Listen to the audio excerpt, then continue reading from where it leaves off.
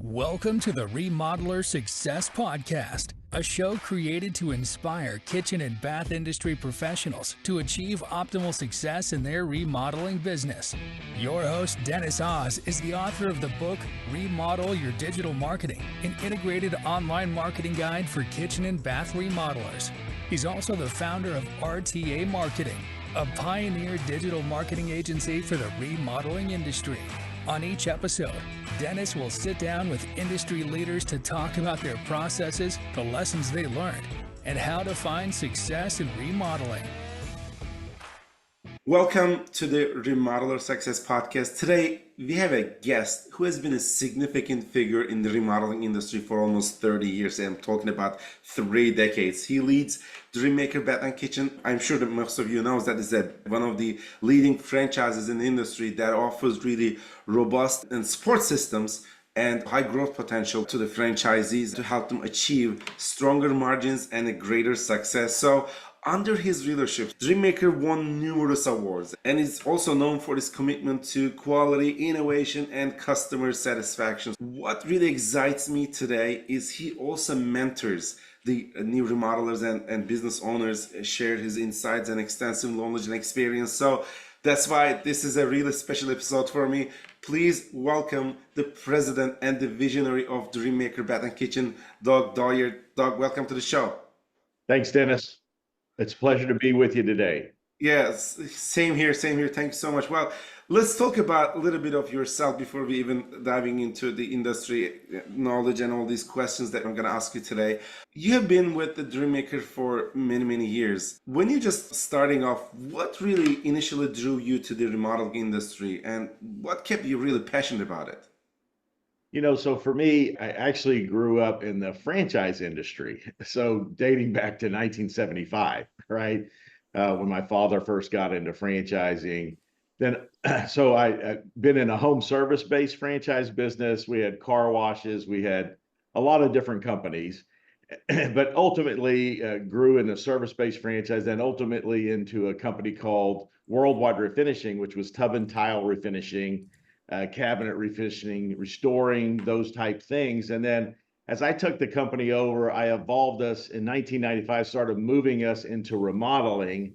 And then ultimately in June 15th, 99, we changed our name 25 years ago to DreamMaker Bath and Kitchen, which is full service interior kitchen and bath remodeling. So that's what we do today. The passion that drives me is I really want to impact people's lives. I want to make a positive difference in their lives, make a difference.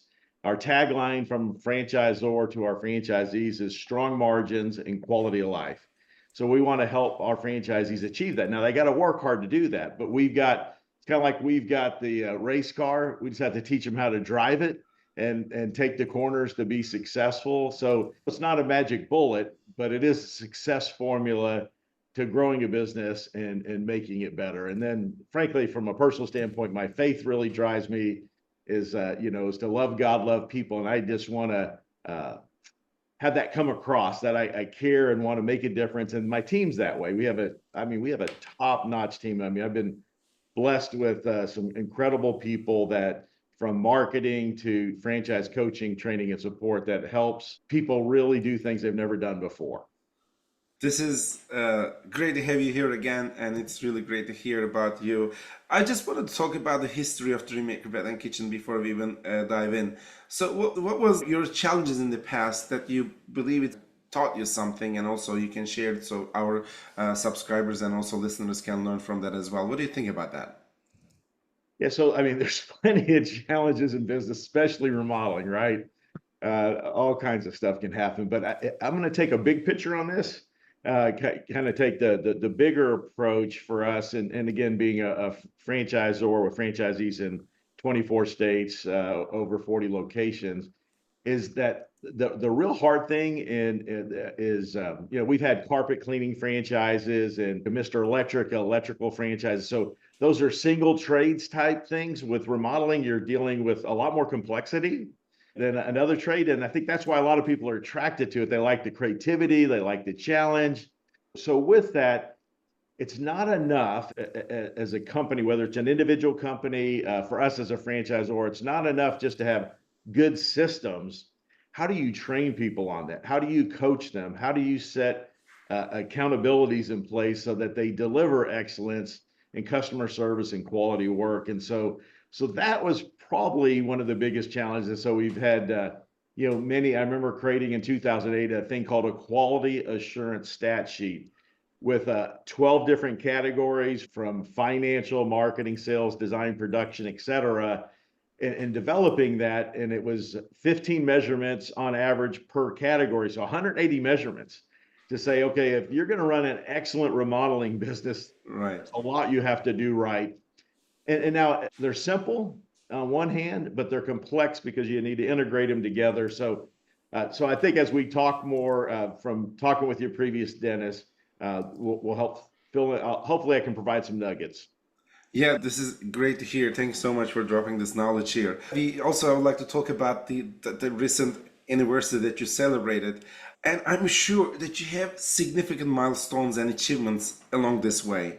Can you talk about this celebration and then talk about some of these significant milestones and achievements along the way?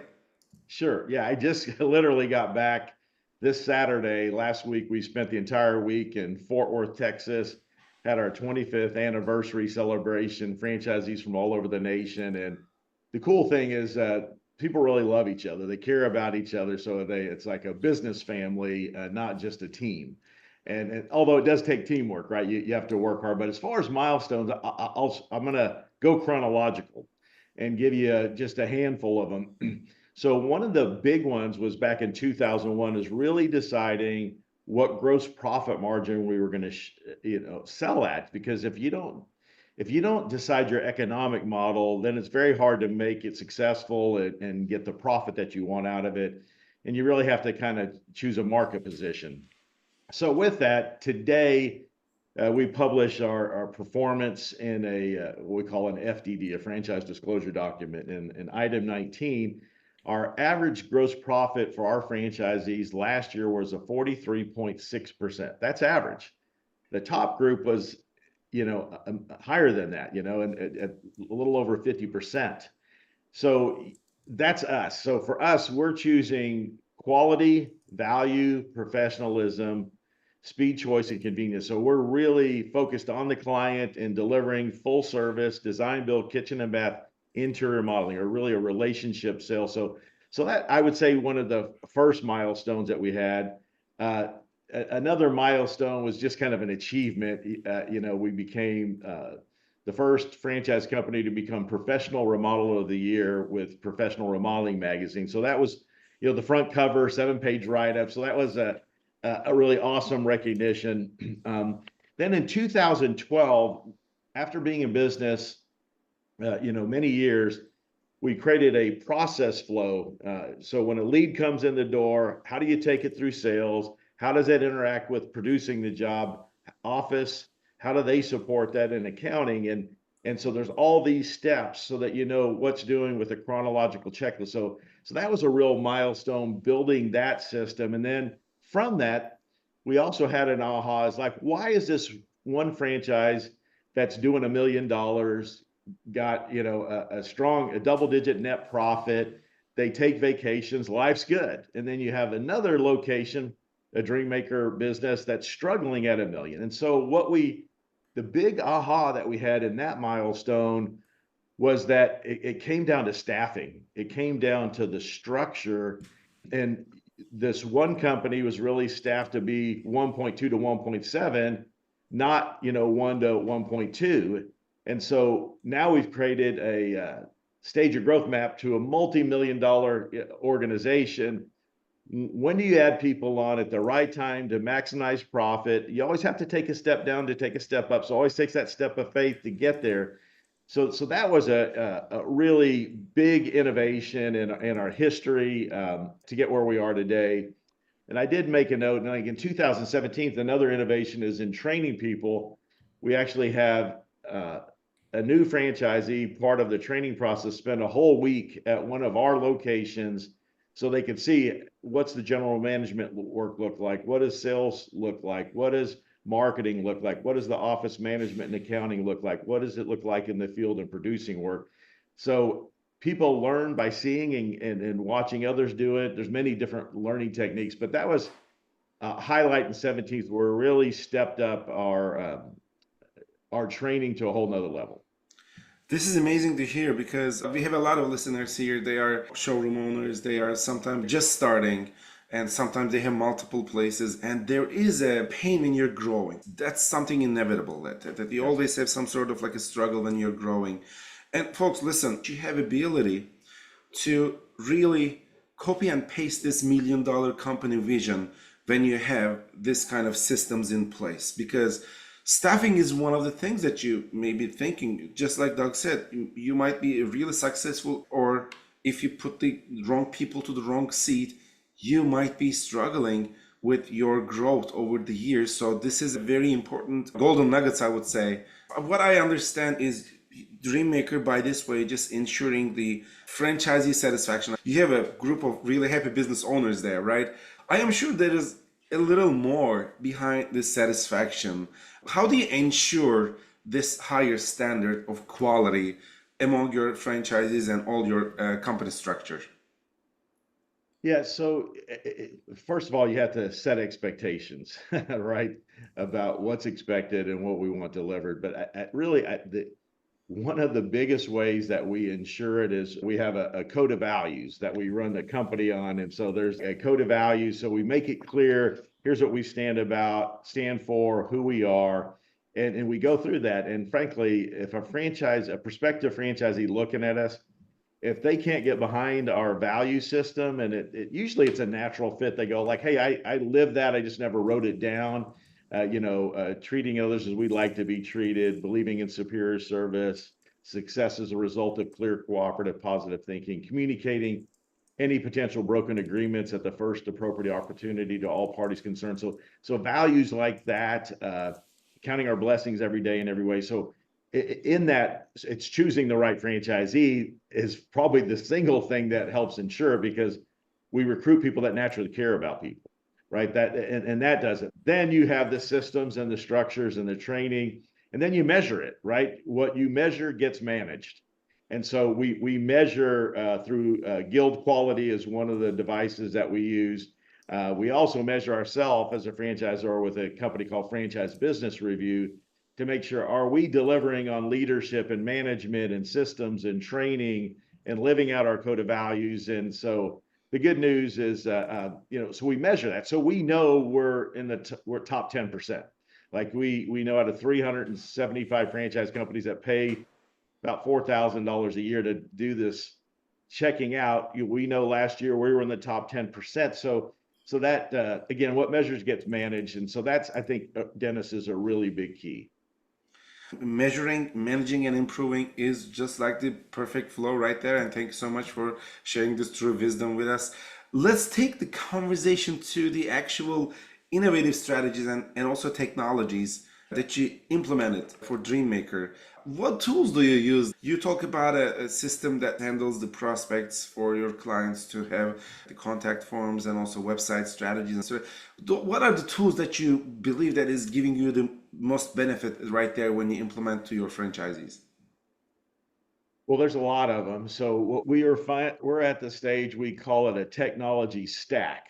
So if you think about it like a brick wall, you've got all these different bricks from the CAD software that were used to design with to show clients, to estimating software, to your CRM, remarketing to clients, or lead nurturing the leads as you go along, to having data to know your closing ratios, to know where to invest money in marketing and where to back off. So there's all of that. So what we're at the stage, being in business over 25 years, is what we've learned is you work with some of these companies and your data gets kind of imprisoned into their system, and it's hard to get out, or you can't get all of it out. So what we're doing from an innovative standpoint, which is pretty leading edge at this point, is we're building a data hub. It's also called as a data warehouse. So it doesn't matter what in that stack, it doesn't matter which piece of technology we're using, we're in the process of creating that environment where we own all the data. So even though it goes into QuickBooks or whatever, it's all going to be owned in this data hub. We're calling it the Dream Hub, and capturing it all so that we can plug and play over the next 25 years and not go through some of the pain that we've had the last 25 years, and be more nimble, being able to pull up and move, to be nimble, to transition, to stay competitive, versus being so rooted in another system that, you got to cut the tree down to make a transition, and it's just laborious and it's not effective. And so for us, that's one of the big things that we're working on now. You need all the parts and pieces, and you need the excellence in those. And like, there's a simple tool, well, not simple. Now that it's built, it's simple, but it's a cash flow projection tool. So It's become simple because you're using it so frequent, so it's just be with the yeah, using yeah, and everything. Yeah. it was very hard to build and figure out how to build, but a cash flow projection tool based on contracts signed, based on retainers signed, based on lead flow, with kind of your ballpark on what that lead is worth, so that you could actually project out into the future 90 to 120 days and say, okay, here's what our cash flow looks like. So it also can help you see, like, oh, we're going to be light in 120 days. We need to figure out, how do we figure out to fill that, versus looking in the rear view mirror. We're using a tool to help project out ahead, to help better steer in our organization and protect profitability, and also customer service. Right. Well, having all these tools, giving extra power to all these companies who are trying to achieve. The number one goal is helping our community, folks. You are the kitchen designers and also like the showroom owners that you are selling your beautiful products out there. Your main goal is to create beautiful kitchens and change people's lives. And if you just implement these smart tools to your strategy, you just heard Doug about it. He's just talking about how they created these bricks and walls of these beautiful structure. Let's say if you would like to take down the tree in 7 hours, this first 6 hours you have to spend to sharpen your saws. Let's put it in this way. In 1 hour, when you have a sharper saw, that you will take this tree down there so quick. That's what we are doing with the smart tools and smart strategies here. And you can also have your own footnotes over there to change your business for better. So that's the main thing. Not to complicate anything, but to simplify the processes and workflows that you have, and then having more time to do something else. That's what Doug is trying to explain here. Once you have more automations in place, you have more time and more freedom even to think something else, because you're the business owner. You got to think outside of the box. You cannot do every single task in your business. You have to delegate smartly. These tools are giving you this convenience. So thank you so much for sharing this one. That brings us to another question, actually. The technology just changes. Like, we have AI right now. We are talking about so many different things. We definitely need to create a culture of innovation and continuous improvement. How do you guys foster it? Well, we're very organized as far as how we run weekly meetings, by the leadership team or by department, and we come up with issues. So we're always looking at how to get things better. But the other thing that we do, and again, whether you're an individual company with your team, there's group genius there, right? There's information you can learn, or if you're part of, or NHAB Remodelers Council, if you're part of one of those groups, you can learn from people. Now, the blessing that we have as a franchisor, everybody's on the same system. So it's a lot more focused and quicker to get breakthroughs, because you're not translating a exterior guy with your interior remodeling business, because it doesn't all translate. But anyway, the point, so you have to be careful is all I'm saying there, because it sounded good, but then once you start implementing it, didn't work because there was a component that didn't match for you. So we involve our franchisees. We have a franchise advisory council, and then we create a technology task force that we have.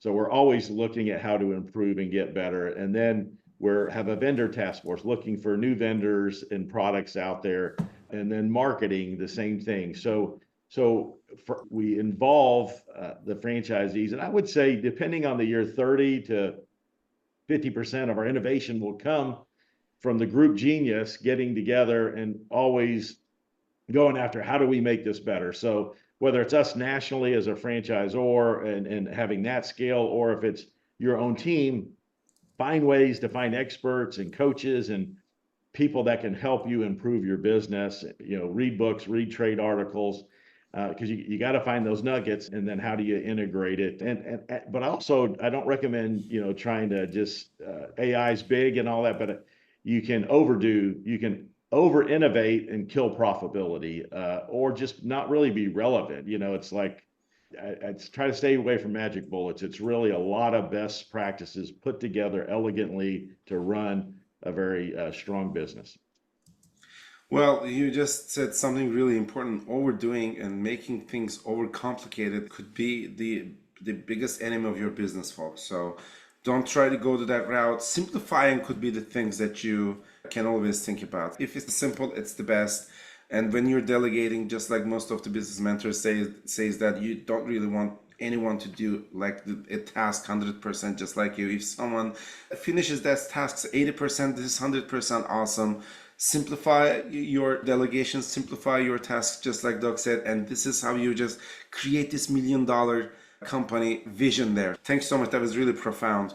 Yes. Doug, thank you so much for sharing this one. Just wanted to take the conversation to the industry trends and your future vision as a visionary. So that's one of the questions that I really want to ask you.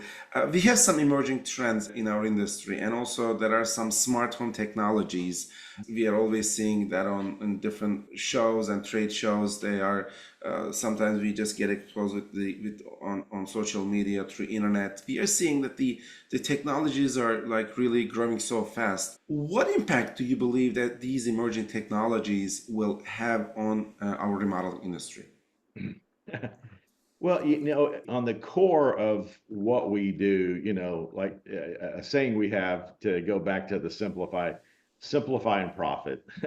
With the millennials coming up, they are becoming true clients now. I was talking to one of our larger franchisees out of Springfield, Illinois last week, and just talking about technology, specifically talking about lighting and AI and the controls and just the aid inside the house. And so now the lighting, as the sun comes up and it's more yellow, it'll read that and have more yellow lighting in your house, so that psychologically it really helps you feel like, okay, it's morning. And then as the day goes along, if I got the colors right, then it's blue. And then towards the end of the day, it turns yellow again. And so that the inside of the house with the technology is mimicking the outside of the house, which also just sends messages to our brain and how it functions, that, okay, it helps you with these transitions of, I need to wake up, or it's time to go to bed. And so there's a lot of creature comforts, if you would, like that.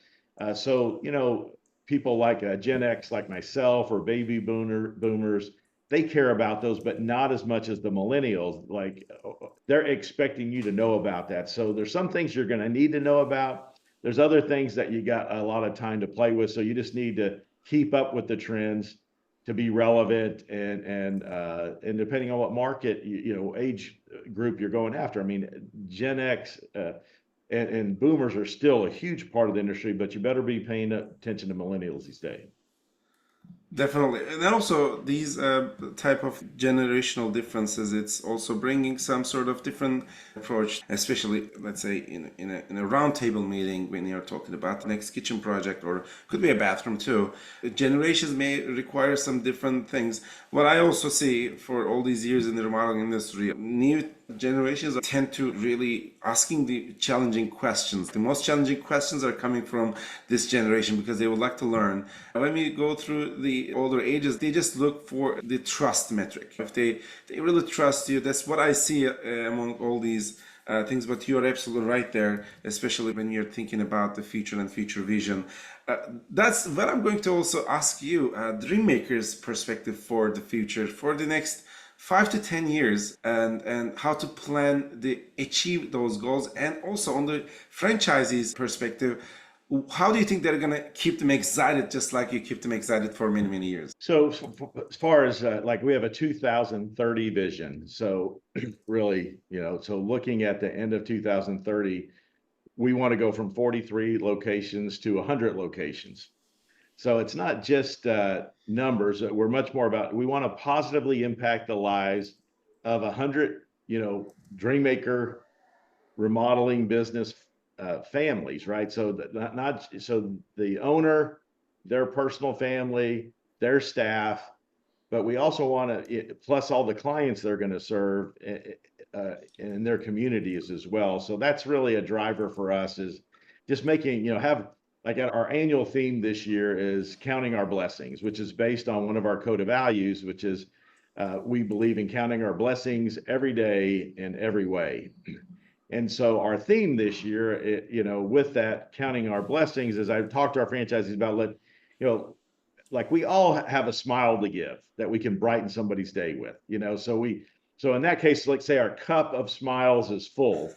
Now, economically, we may not have the cup as full as we want, but the point is, let's get our cup full and overflowing. We may upgrade the cup once or twice here, but let's have it be full and overflowing. So what I found is if life's more than just about ourself, it can get just, you can never have enough. But if your life becomes about making a difference in other people's lives and impacting their lives, man, I've got our largest franchisee in 2022. He did just a little over $7 million. But what drives him is an orphanage in South Africa that he's helping these kids. He's like, you know what? And he was, 3 or 4 million when he first started down this path. And he's like, I don't really want to deal with the headaches of more employees and the innovations and everything I'm gonna have to do to get to that next level. But you know what? I'll go through a lot of pain to help those kids have a better chance that they wouldn't. I mean, this gets me, right? Right. Yeah. That they'll have That's a better amazing. chance, and that gets his heart. So that's where the passion comes. Like I'm 57 years old, but I'm as passionate as ever about building this company because it's about making a difference that makes a difference and overflows. And this is what we spent last week talking about. And we had showed on a video. We surveyed our franchisees and had all the different organizations people helped, and it just went on and on and on. This one blipped up, boom, boom, boom, boom, boom. And I had many franchisees come and say, wow, that was touching. I had one that serves on the school board, and he's like, I get paid $3,000 a year to do. That's not a lot, but there was a guy that lost his son to cancer, and he's got a scholarship program to help other kids. You know what? I think I'm going to donate that because that challenged me. So, create an environment like that, and then people can be excited about it. And, that at least that's part of it. For me, it's a huge part of it. It drives me again to come back to, a biblical verse that says, love the Lord with all your heart, soul, mind, and strength, and then love your neighbor as yourself. And so it's really like, so if we can love our neighbor, like with our franchisees, love my franchisees as a business family, and I do that the best I can, try to shake everybody's hand when we're concluding that. Now, do I have to do that? I don't. I've got a whole team that they're assigned to work with people, but I know it's important. That's a little thing I can do to say, you matter. I care about you, and I want to give you a handshake and a hug goodbye. It's so good to see you. So good to have you part of the team. So anyway, that gives you at least a little bit of glimpse. That's a stellar explanation. I hadn't even thought of it that way. And thank you so much for putting that in this perspective. This is, wow. Yeah. Thank you so much for sharing this one. Great. Let's change our focus a little bit to the marketing operations and the outreach. So we all know that the marketing, online and offline marketing, is actually both important, but especially with the emerging technologies that we have with the internet and everything for many, many decades, that we are talking about the importance of digital marketing. How do you leverage these digital platforms and reach and engage with customers, and also help your franchisees to bring more and more people to their showroom and sell more products? Yeah, so I think, in the digital age that we're in, right, there's an over focus on digital from our perspective, right? So we've created, back in 2019, our director of marketing, Joaquin Arazo, created our 5 pillars of marketing. And he's an expert, nationally known in the industry, an expert in design build marketing. And so digital is just one pillar. So I think. What was his name? I'm sorry, I just missed his name. What was his name? Joaquin Arazo. Okay, yes. Yeah. Yeah, and he worked for a large company that he helped in 1999. He helped grow this company from 13 million at their peak. They got to 52 million. He had to generate 13,000 leads a year, and he was one of 14 people on his team doing that. So I mean, like that's not a small. There's not many companies that size in remodeling, period, especially the design build type space. And so when I say he's an expert, he's an expert. He's not. It's not kind of, sort of. So yeah. So what we've learned is yes, you need to hit digital like SEO. You need geo targeted, service targeted, word density, and you build things called landing pages that those are not, you don't go into the website and navigate to these pages, but it's behind the scenes that help make you rank. Google's the 800-pound gorilla out there, but helps you rank well with Google or Yahoo, wherever, Bing. And you have to invest time doing that. There's pay-per-click paid advertising, but then social media is huge. So getting on social media. So we do a lot.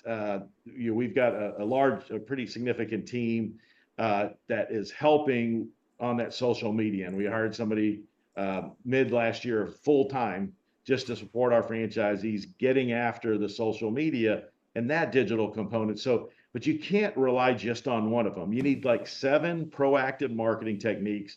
So that's a nugget I would hope you would take away is you need 7, not one, not What 2. is the most important one? Let's focus on one or the first or second one. What do you think? Well, first of all, like when you're building a business, in the beginning, right, you don't have referral and repeat. So as you build a company over time, you definitely want to build up the referral repeat, but you don't want to, unless you're finally reached your goal and you're stabilized, you don't want to grow any. If you rely too much on referral repeat, you're going to have a weak marketing saw and a weak sales saw. So we really don't want more of our business coming 50-60% coming from referral and repeat, and always stay sharp on our marketing and sales, right? So and it's easy to get lazy on that. And then if the economy shifts, you're not going to do as well because you're an order taker. You don't really have sales skills. You don't have those abilities. So with it, it really depends on the location. What marketing is going to be most prominent. Home shows have had a resurgence and have done real well. I mean, obviously online in some markets, it's going to be the number one, but it's not the only one. So if it's 36% of the business and it's the number one, how about the other 64%? And that's where you've got to focus on these other, face-to-face marketing, right? Signage. Do you have good signage out there? Are you doing a good job with that? There's traditional marketing like direct mail, and knocking the doors, the 2 and the 2 and the 3, the 2 beside the house you're in and the 3 across the street. So are you doing the round 5? Are you doing these simple building blocks? So it takes more than one thing to be successful in lead generation. Exactly, especially when you just talk about sending snail mails and also postcards to the prospect, let's say. I just have a really interesting story that I would like to share. The postcard company made a quick research in a given zip code.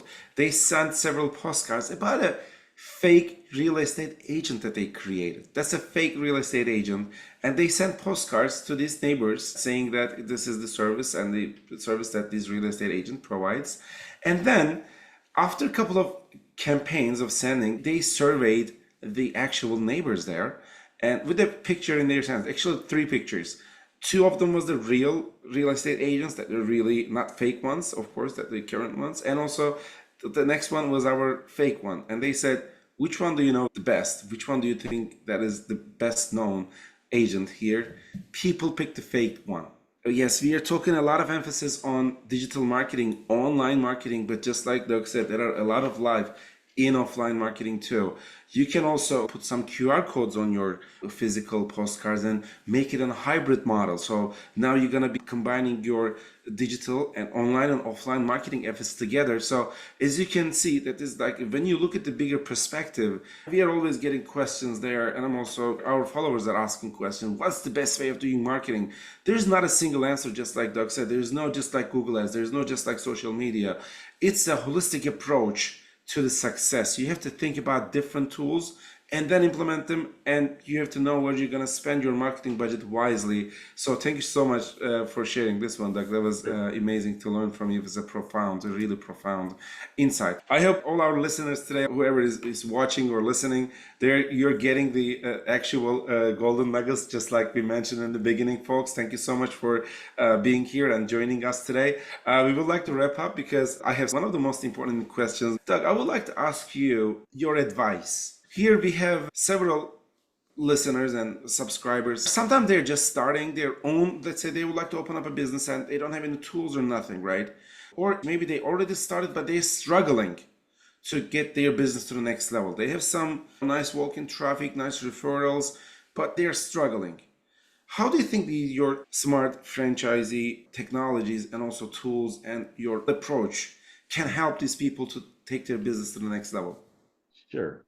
So high level, just to share, like, I remember it's 2015, had a company in South Georgia in a small town, and they were doing about 400,000 a year in remodeling. It was a home builder before that, but with the Great Recession, they survived by being in remodeling. And ultimately, long story short, they came on board with us, and today they've close to tripled that business in a town of 7,000 people. It's a Wow. small town. But the big thing is they've increased their margins, right? They followed our systems and tools and process. And then another example is a guy in Omaha, Nebraska. And this gentleman converted a $1.8 million business. So he actually was making good money. His quality of life wasn't there, but he wanted to get bigger and have a better quality of life. So he came on board, and it's been only 2.5 years or so, but he has not only has he grown sales, but more importantly, he's grown his net profit tremendously.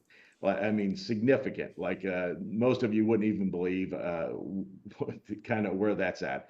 So I'm not going to get into specifics of that, but a double-digit net profits. I'll put it at that, and not at the beginning level either.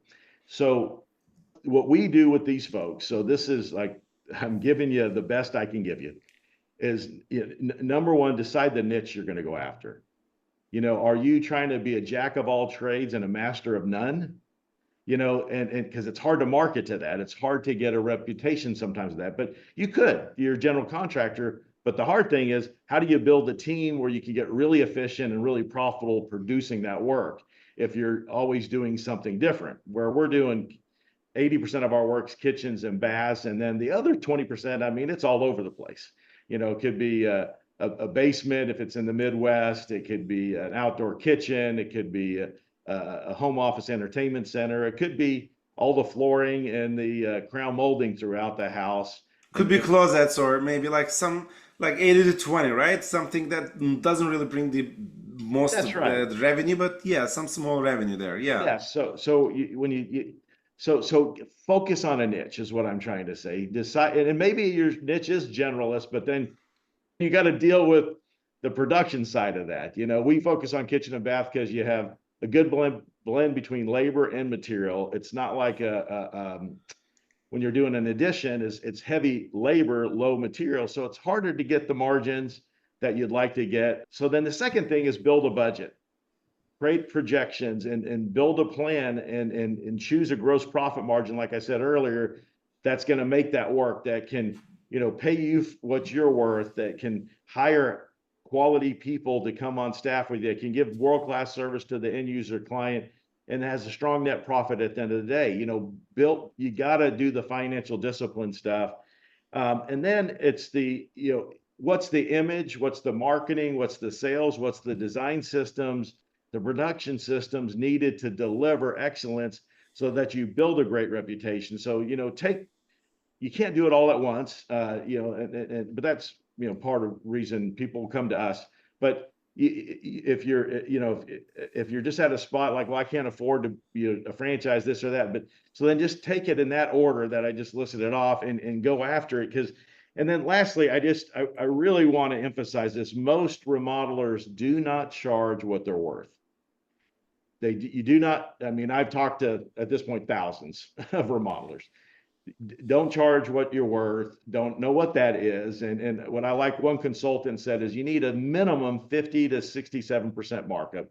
A 50% markup gives you a 33 gross profit. A 67% markup gives you a 40% gross profit. And if you don't know what that means, you need to get educated on that. Then if you're a specialty remodeler, you could be at a 150% markup. So, it's all over the place, but you want to win-win. When you're not charging enough, what's happening is you're working too many hours. You are paying the price. Your family's paying the price, and instead of having the customer pay the price so that you could have quality life. So that's kind of my call to or care for you is man, be fair to yourself and learn how to sell at a little bit higher margins so that you can have quality life and that your family and yourself, you're not paying the price, but you can work a 40, 50 hour week and be paid like anyone else is paid to do a professional job. That was my final question. I'm so glad that you emphasize the quality of the life when you just give that information to us, because folks, here, if you are building a great business, you cannot create a dungeon just to increase revenues. You have to increase the quality of your life. Think about your main purpose. You're not building a business just to struggle, work 24/7 for, of course, sleepless nights are part of it. You can't sustain it if you just keep yourself without sleep so many nights, right? It could be a period of your whole entire entrepreneurial journey. And at the end of the journey, what you're trying to achieve is the actual quality of your life goals. And, just think about it, that you have a great business on site and you have more time to focus on different things, your family and everything. And as you can see here in Remodeler Success Podcast, our goal is not to just to talk about how to increase revenues. This is, just like Doug said, this is actually coming down to one thing that we are trying to educate our listeners here. You have to increase the quality of your life with the smart things that you do and smart partnerships, collaborations, and even investments for your business. I'm so glad that we hosted one of these biggest companies in the United States who is giving you all these mentorships and also all the systems ready as a DreamMaker Corporation. If someone really would like to have a follow-up question, let's say they're interested in learning a little more about how to become a franchisee, what's the next step for these people? Well, since I'm here personally, you can reach out to me at Doug.Dwyer, DWYER, at DreamMaker, BK for bathandkitchen.com. And DreamMaker has 2 M's in it. So it's Dream and DreamMaker. Welcome to field questions and point you in the right direction if there's a follow-up somebody has. All right, folks, thank you so much, Doug, once again that you have just giving us sharing all these knowledge and your expertise with us, with our subscribers, and I really would like to thank you so much on behalf of them. And that was another episode of Remodeling Success Podcast, and we're gonna see you next time, folks. Thanks so much. Goodbye. If you would like to generate more leads, please visit rtamarketing.com to get a copy of the book, Remodel Your Digital Marketing, an integrated online marketing guide for kitchen and bath remodelers.